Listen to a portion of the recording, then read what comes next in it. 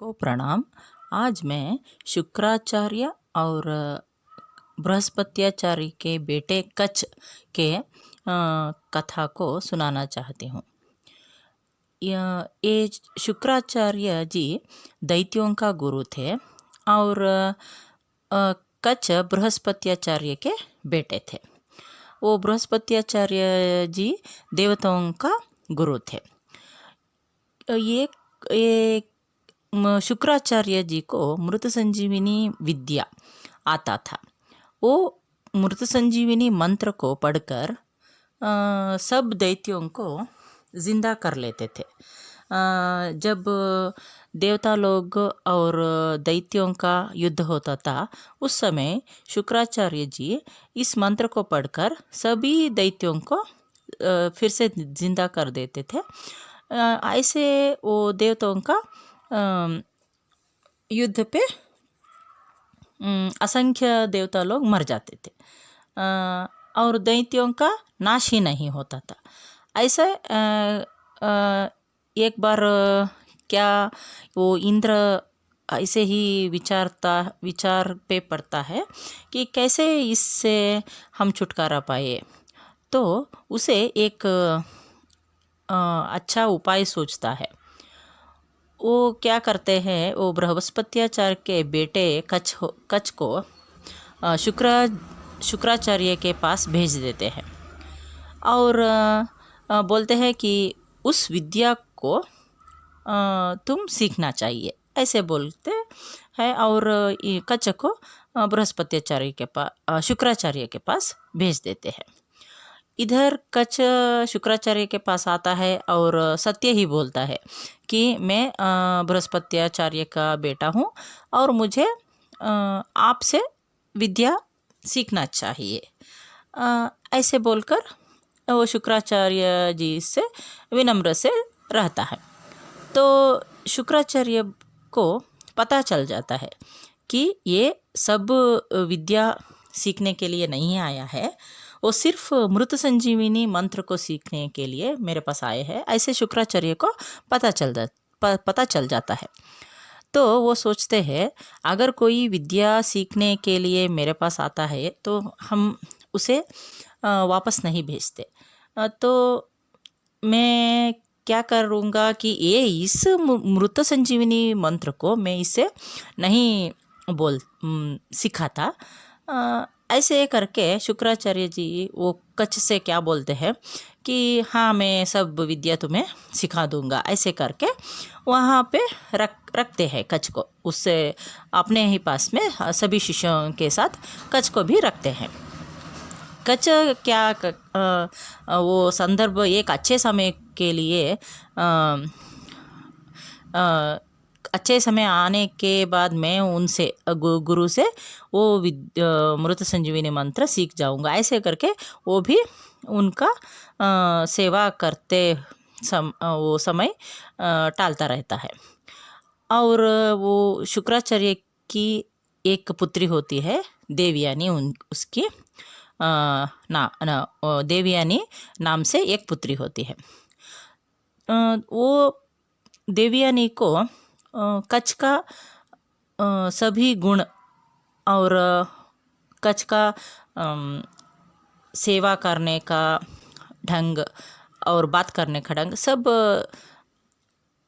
सबसे वो प्रभावित होती है और उसे प्यार करती है। ऐसे ही रहते समय वो दैत्यों को एक कच्छ कब आता है उनसे वो सहा नहीं जाता, क्योंकि वो सोचते हैं कि हमारे दुश्मन का बेटा यहाँ हमारे गुरु के पास रहने से हमें घातक हो सकता है। इसलिए वो क्या सोचते हैं कि हम कच्छ को मारने का षड्यंत्र बना देते हैं। शुक्राचार्य को वो सब नहीं पता रहता। तो एक बार वो जब कच्छ गाय का सेवा करता था, ऐसे समय क्या होता है, वो दैत्य लोग कच्छ को मार देते हैं और ये टुकड़े करके वन्य मृग को खिला देते हैं। और इधर शाम होते ही सब गाय घर पे आते हैं, वापस घर पे आते हैं, पर वो कच्छ नहीं आता है। इसे देखकर देवयानी चिंतित होती है कि कच्छ कहाँ गया। ऐसे उसे ढूंढने के लिए बोलती है अपने पिता से। तब शुक्राचार्य अपने दिव्य दृष्टि से देखते हैं और कच्छ को बुलाते हैं, कहाँ पे हो कच्छ, ऐसे करके। तब एक मृग के शरीर से कच्छ बोलता है, गुरुजी मैं इस मृग के पेट में हूँ, ऐसे करके। तो दिव्य दृष्टि से देखने के बाद उन्हें पता चलता है कि ऐसे ऐसे हुआ है। तब वो क्या करते हैं, मृत संजीवनी मंत्र को पढ़ते हैं और उसी वक्त वो कच्छ उस मृग के पेट से बाहर आता है और मृग मर जाता है, कच्छ जीवित होता है। इसे देखकर वो दैत्यों को क्रोध आता है और वो फिर से षड्यंत्र बनाते हैं और फिर से कच्छ को मार देते हैं। और इस वक्त क्या करते हैं, उसे छोटे छोटे टुकड़े करके समुद्र पे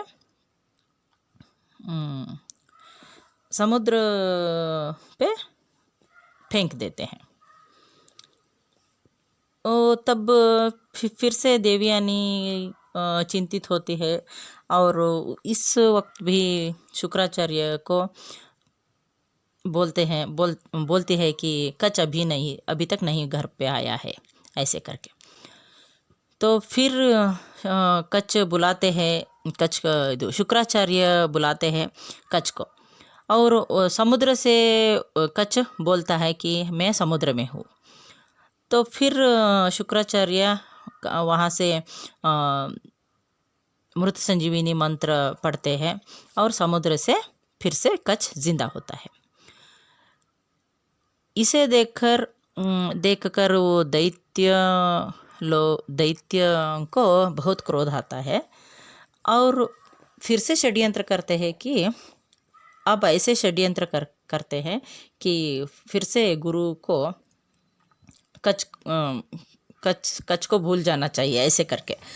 और अब क्या करते हैं कि कच्छ को मार देते हैं और उस शव को आग देकर भस्म कर देते हैं और उस भस्म को रामरस में मिलाकर अपने ही गुरु शुक्राचार्य को पिला देते हैं। और वो भूल जाते हैं कि अब शुक्राचार्य नहीं देखते और उसे मद्यपान में सभी भस्म को ग्रहण कर देते हैं। तो क्या होता है, अब कच्छ शुक्राचार्य जी के पेट में है। फिर से देवयानी चिंतित होती है और शुक्राचार्य को कहती है कि अभी तक कच्छ नहीं आए हैं, क्या हुआ है देखना चाहिए इसे।